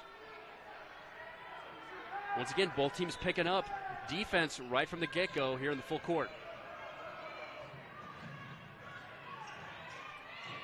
Begay now picks up her dribble, looks around, finds Clark. Clark now spins around, goes back to Begay. Begay now driving to the basket. Doesn't get it to go, but gets the foul. And it looks like next foul, no matter what, will be 2 free throws for the Raiders, which could be crucial going down the stretch. Yeah, we just saw on the other end a pair of missed free throws. Now the Raiders a chance to extend the lead, could get it up to 7. Oh, not with that missed free. I feel like the Legacy Ace Hardware free throw line is going to play a big factor in the final 6 minutes. Yes, it always does, as both teams are getting close to foul trouble. Tyler was mentioning both Taylor and Peck have 4 each, as Begay is able to get the second of 2. Altamont now feet in the half court. Escobar driving baseline, picks up her dribble, loses the ball, and now they're going to call a travel, and it's going to go against McConkey, who's arguing if the ref doesn't like it. It'll go. The double dribble a minute ago. That time she's wondering what happened, and doesn't matter. The Longhorns get it back quickly. They're starting to apply some full court pressure. That time another easy inbound pass from Whitehorse. Uses it, and it goes back. Altamont, wide open Mary Peck for a layup. She misses it. And in a game that Mary Peck has played well, that's one that she wants back. She immediately turned, looked at the bench, thinking, what did I just do? But a good look, and they'll have a chance on this possession. They get it back. Teams take a timeout. We'll take it with them. This is 1A State Championship Basketball on the Mid-Utah Radio Sports Network and 1aball.com. You like car shows? Well, let's supersize it, as trucks from all over come for you to enjoy at the Penguins Truck Show. It's a family fun event on the 4th of July weekend. Friday night is the light show on Penguins Main Street from 8 to 10:30. Saturday, the show will be at the Penguin City Park from 10 to 4. Truck registration is $75. We support all the truck drivers that make our communities better. We wish all teams success. Imagine a cool winter sunrise with the sound of skates gliding across smooth ice, adding to the soundtrack of winter in Bryce, with the unveiling of the Bryce Canyon Ice Ribbon. The Ice Ribbon offers a meandering path with music echoing through the pines. Ruby's Inn provides crowd-pleasing activities that include ice skating, snowshoeing, and cross-country skiing, with equipment rentals on site. Book now at ruby'sinn.com. This is State Championship Basketball, brought to you by Bryce Canyon City on the Mid-Utah Radio Sports Network. Nathan Thatcher here along Tyler Gibb, gearing up for an exciting finish down the line here between Whitehorse and Altamont with just under 6 minutes to go. Altamont still looking for their first points in the fourth quarter. Big screen that time by Mitchell as Begay loses the ball, but it goes back to Clark. Now Clark gets a screen behind the back. Passes down to Vasco in the corner. Vasco now driving down into the paint. No good. But Whitehorse keeps the ball. Begay now thinks about driving. Now Clark tried to get it down to Mitchell. It'll be out of bounds on Taylor. So a lot of high defensive energy here from Altamont. Yeah, you can see the intensity picking up. Players are realizing, hey, we only got 5 minutes to try to make something happen, leaving it all on the floor. Mitchell now tosses out to Benally, who's caught in the corner here, trying to pass it. Tipped by Peck back to Benally. And now she'll hand it off to Clark with 12 seconds to go. She'll drive to the rack, off the side of the backboard, no good. Peck rebound out to Thacker. Thacker loses it though. Clark picks it up, and now she is taken, swept from underneath by Thacker. And that's going to go against Aspen. You can see how tough really both of these teams are. But you look at the Raiders, they had Benally, who yesterday got hurt. She's even trying to stretch out her ankle right now. She's been dealing with that knee injury and now her ankle. And then Heidi Clark, who took that hard collision in the third quarter, she's back in. So the Raiders, a very tough team. Clark now makes the first after a very scary fall there at the end of the third quarter. Glad to see her back as she makes one go down. Increases the Raiders' lead to 7. Chance here to increase it even more to 8. And she does it. 2 for 2. Altamont now pushing Escobar wide open there for a second. Whitehorse quickly closes, but Vasco fouls Escobar on the shot. Escobar went down hard. But she gets up slowly but surely, and now she's limping. A lot of hard collisions in this game. Yeah, it's a very physical game. It's tightly contested, and now Escobar now trying to bring them back within striking distance as she misses the first. Free throw line, been a story in this fourth quarter. The Raiders have knocked down 3 of their attempts. Altamont, they're 0 for in the fourth quarter.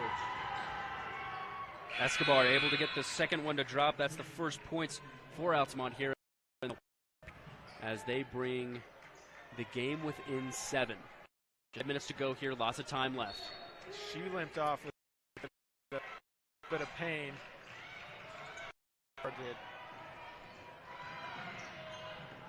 Let's see what Altamont can do without Escobar.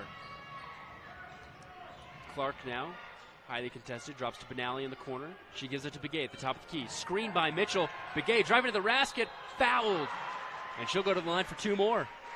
Great screen by Mitchell. She was responsible for helping clear the way for Begay to go in. And Begay took a hard foul, and not what Longhorn fans want to see. Mary Peck fouls out to a big applause. She was fantastic today. She'll finish with 15 points, 8 of those in the third quarter. So fantastic game and tournament so far for Mary Peck. She had 17 yesterday, 15 today, but they'll have to try to rally in the final 4.5 minutes without her. Yeah, sad to see Mary Peck go out so soon. The junior still has 1 more year left if this is indeed her final game, as Begay is able to sink the first of 2. You mentioned it earlier. You said the Legacy Ace hardware free throw line would play a pivotal role down the stretch, and that's what it seems to be doing here in the fourth quarter. Yeah, only 1 field goal in the fourth quarter, but 4 free throws made for the Raiders. Vasco another key rebound as Clark wide open for 3, doesn't get it to go. Thacker with the rebound. Longhorns have to push and score if they want to get back in this one. Thacker contested, drops it out to McConkey. She's now going to dish down low. Doesn't like it. Scott tries to pass over Clark, who steals it, and then driven out of bounds, and they're going to say it goes back to the Longhorns.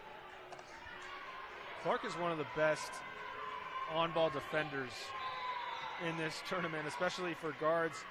She's so quick and does a good job at using her hands to get in the passing lanes. And they're going to discuss the shot clock if it should have been a reset. They don't think Heidi Clark had full possession, so they're going to put the shot clock back to 17 seconds. So quick possession is going to be had here as Escobar checks back in for Scott. Good to see her come back into the game after getting knocked up a little bit. Escobar looking to inbound.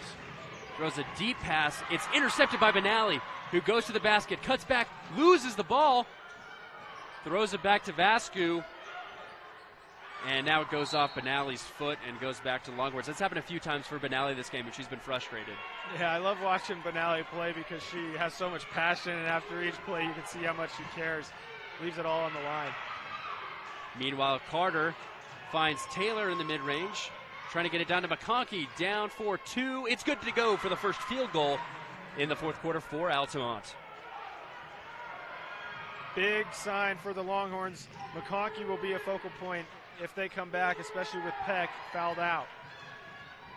Benally now, she's going to drive to the basket. No good off the side of the backboard. Mitchell tries to fight for the rebound. They're going to say it's a jump ball, and it goes back to Altamont. That's exactly what they needed. A basket and a quick stop. Whitehorse keeping the pressure on, which can either pay off or lead. We've seen it to some quick baskets for the Longhorns if they can beat the press. And they beat the original press, but then it's thrown away. Picked up again by Escobar, who misses the layup. Carter gets the rebound, no good. Vascu picks up the rebound, dishes it out to Begay. Begay's now got Benally. She's going to take it herself. Why not? Goes up, and a blocking foul there on Thacker as Thacker goes down hard on the baseline. That's her second time this quarter going down pretty hard. She took it to the hoop on the other end and got fouled that time. She gets called for the foul, and another Longhorn fouled out. It's Thacker this time, and Thacker as a senior, a great career. If this is the last time she checks out of a game, she goes over to the bench for some long hugs from her teammates. You hate to see any career end, especially on a foul out on a bang-bang play like that, but Thacker has been fantastic. Begay able to convert the first of 2 at the Legacy Ace Hardware free throw line, as that now increases the lead back up to 7. Just over 3 minutes left to go. Not able to convert it to 8. McConkey comes up with the rebound. Moving into the fast break, she's got Escobar. Escobar wide open for a layup. It's good. Escobar now with 3 in the fourth. A good answer from McConkey and Escobar. And Benally was trying to do a quick handoff to Mitchell, who wasn't ready, and she ends up traveling with the basketball. Turnover, Altamont ball. If you're the Raiders, you need to try to slow it down as much as you can. No need to go full steam ahead. And a delay of game, technical foul called against Benally. She reached over the line and hit the inbounds pass. So 2 free throws for the Longhorns, a chance to make it a 1-possession game. That is not what you want if you're the Raiders, especially as Benally, as you said, she's been openly frustrated with her mistakes in this contest. And that one doesn't only hurt emotionally, but it seems like she also physically hurt her finger on that one. Yeah, you never want to get your fingers caught going at the ball. It can lead to a jammed finger, and it'll be McConkey that takes the free throw. So big trip to the Legacy Ace Hardware free throw line. McConkey, a key part of this Longhorn offense in the second half. Can't get the first one to go off the left side. And biggest part of that technical foul, Benally picks up her 5th foul, so she goes to the bench. Now 3 players have fouled out.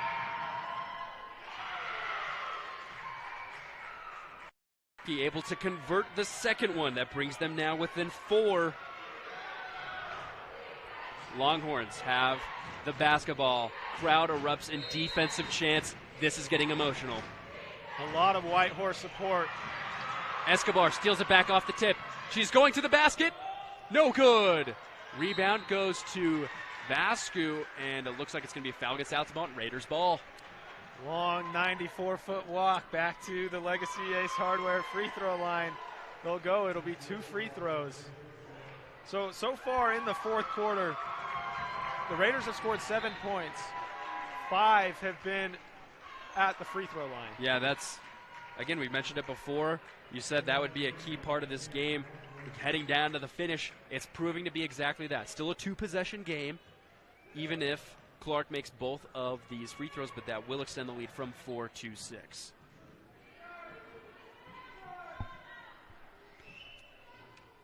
Able to convert on the first is Heidi Clark, her third of the quarter.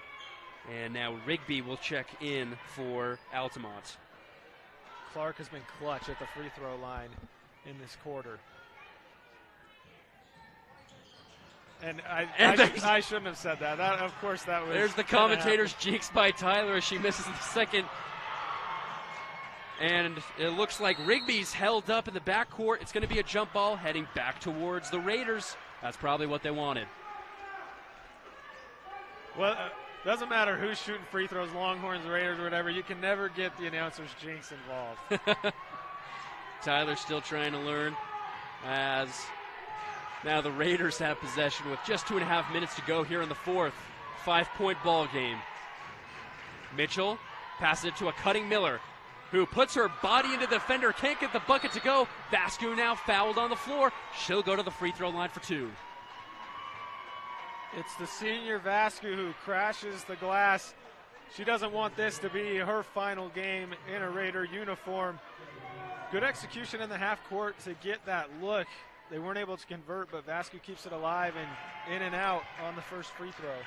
At least you didn't say anything before that one, so we can't blame that miss on you. That one is, yeah, I'll take blame for the Clark miss.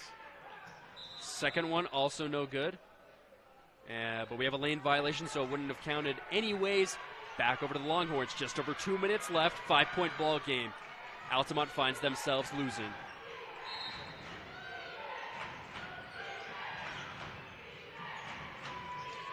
Taylor caught in the corner a little bit, able to get it to Scott. They're close to not getting across, but it's going to be a foul on Clark as she was getting on, looks like Kennedy Carter is going to be going to the line for 2 here. And that's kind of what you mentioned. You don't want to be physical to the point where you're giving them free free throws. You're 85 feet from the basket, and Heidi Clark just fouled out. So 2 from each side have fouled out. This game is coming down to foul trouble and who can make their free throws. That's 2 starters on each side have had to leave early. So Layla at City comes in for the Whitehorse Raiders as Kennedy Carter banks in her first free throw. That brings them back within 4. This could be exciting because, like you said, this is going to come down to bench players having to make the key plays at the end of the game. Yeah, this is why it pays off to be deep, and it pays off to make your free throws. Kennedy Carter, big 2-for-2 trip. Makes it a 1-possession game, and now the ball goes off of, interesting, I thought it would have been off Whitehorse and Begay, but it's going to stay here with Whitehorse. Yeah, I thought that went through the hands of the Raiders, and the two of the primary ball handlers, Clark and Benally, on the sidelines, so you have to look at people that aren't as used to taking the ball up the floor if you're Whitehorse. And now Whitehorse with the ball. Begay, she's going to take a 3. It's no good. Taylor fights for the rebound. She's got it. Still in the game with her 4 fouls, but it's picked off by Begay, who finds a wide open Miller for 2. Huge basket. You turn the defense into offense, and Miller's hurt. So it's 4 on 5. Looks like she may have a bloody nose. Taylor misses the easy layup. Miller now is hurt, as Tyler mentioned, as Thomas will come in for the injured Miller. Man, everyone it's getting physical, and players are getting injured. Not sure at what point it happened. She made the layup. It was probably turning to go back to defense. She's holding her nose area, so it looks like probably a bloody nose. So now you're down not just Benally and Clark to foul trouble, but now Miller goes to the bench with that injury. Vascu finds Thomas. Thomas spins around, picks up a dribble, now finds Vascu. They got 5 seconds to get across. Mitchell now here in the corner. Vascu now fouled by Scott. And Vascu will head to the free throw line. Vascu hasn't been able to convert a free throw yet in this quarter, though, so if you wanted a foul, which I'm sure Altamont didn't, but this is the person you want to send to the free throw line. Vascu 56% on the season as she misses the first once again.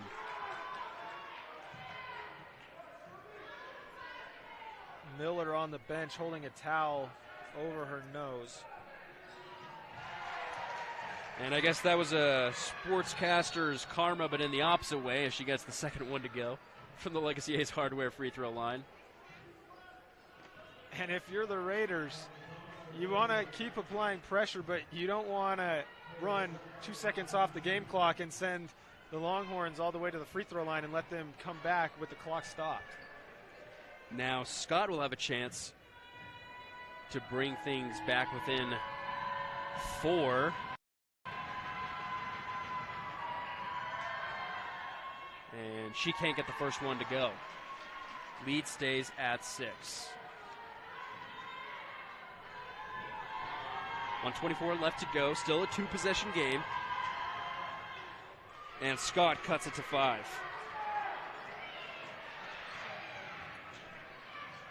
Begay now pushing past the fast break. Looking to get a screen from Mitchell, but instead it bounces off of her. And now Whitehorse is going to take a timeout. We'll take it with him. This is 1A State Championship Basketball on the Mid-Utah Radio Sports Network and 1aball.com. Haven't finished your degree, but want to? Meet the Finish Line Scholarship at SUU. Up to 100% tuition funding for 4 semesters on us. Apply for the Finish Line Scholarship today. An extraordinary education, anytime, anywhere. Windy Mesa Studios in Penguins is your local source for personalized and custom printed products. From wholesale items for your gift shop to custom framed or gallery wrapped canvas pictures, we have you covered. Contact us at 435-618-0014. If you've ever visited Bryce Canyon National Park, you know that it's nothing short of magical. Recognizing the need to protect such a place, the Bryce Canyon Association was created more than 60 years ago to help provide funding for the park. And this year, as we celebrate Bryce's 100th anniversary as a national treasure, we invite you to be a part of the Bryce Canyon Association by making a donation, be it small or large. Together, we ensure that Bryce Canyon National Park stays magical. This is State Championship Basketball, brought to you by Ruby's Inn on Mid-Utah Radio Sports Network. Nathan Thatcher here along with Tyler Gibb. Just a minute left to go here in this first round of the consolation bracket between Whitehorse and Altamont, as Whitehorse currently leads by 5 and they have the basketball. Tyler, we're looking for an exciting finish right here. Hey, we've been waiting for this exciting finish for the tournament. Normally, once you get into Thursday, Friday, and Saturday, you have those exciting finishes. Let's see if it ends up being that way as Vascu takes a really tough floater. No good. Taylor jumps it out of bounds. It'll go back to Whitehorse as Miller now checks in for Thomas. Shot clock will stay at 18, doesn't reset. Longhorns never got possession and it never hit the rim. Miller now, only one person to beat. Spins around, wide open jumper, no good. Air ball, Mitchell trying to save it in bounds. Rigby tries to get it, but it ends up going to Vascu. Vascu now resets her team. Shot clock didn't reset. 3 seconds to go. Begay's just got to hook up a 3. No good off the backboard. Taylor with the rebound. Now under a minute to go, and they're going to say an inadvertent whistle. So the shot clock, by the time Taylor grabbed the rebound, it barely hit the buzzer, and so Taylor kind of stopped playing, even though she may have been losing it out of bounds already, but they give it to the Longhorns. Altamont's now got it. Scott looking around, and she's going to travel, and that's going to be tough. It seemed like she was already on the floor. She was already on the floor, and so that's why Scott looked up at the official, wondering what she did wrong, because if you're on the floor, you're allowed to be on your knees. You just can't roll around, and she thought she stayed put. Official thought otherwise. Vascu now pressured in the corner. She's going to dump it down low to Begay, who bounce passes over to her teammate who can't score, but Mitchell will score, and that is a big bucket as it brings the lead back up to 7. Over 30 seconds to go. Altamont now pushing. McConkey, she's fouled. That might have been the offensive rebound that the Raiders needed to put this one to bed. Big play by Shania Mitchell, waiting on the weak side and gathering the rebound, and you see the impact of having Mary Peck fouled out, not having your tallest girl in there to help rebound. And McConkey can't convert the first. See if she can make the second. Shot clock will be turned off as we're under 30 seconds to go here. And McConkey makes the second. So now she has 4 points here in the final quarter. And Altamont will have to foul if they want to stay in this game, but Begay able to get it past half court after Miller had a hard time moving it across the line. Longhorns not recognizing that they need to foul. They're not fouling. As Mitchell now has the ball. Pass it back to Begay. Under 10 seconds now. And it looks like Altamont's not even going to try as Begay tosses it to Mitchell, who is fouled by Taylor with 3 seconds to go. And it looks like this will be the end of the line for the Longhorns. Yeah, they were trying to yell for a foul there at the end, but it's going to be too late. And, you know, a shout out to some of the seniors for Altamont as Aspen Thacker, Ashley Escobar, Emery Carter, Kenzie McClure. This may be the final 3 seconds of their high school careers, but a great job by Altamont staying in this game, fighting. It was a great game all throughout. Great energy and execution from both sides. It was the Raiders who just made a few extra plays at the end. Those seniors put up a great effort in this game as bodies fall probably one last time in this game with under 3 seconds to go.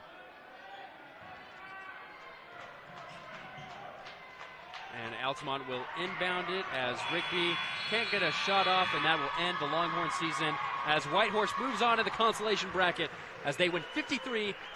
We'll be back with the Rubies and postgame report after this on 1aball.com. Bryce Canyon City is your destination for adventure. Cruise the miles of scenic trails on e-bikes, ATVs, horses, mountain bikes, or on foot. Let us take your breath away with a stunning array of winter activities, the rodeo, shopping for memorable souvenirs,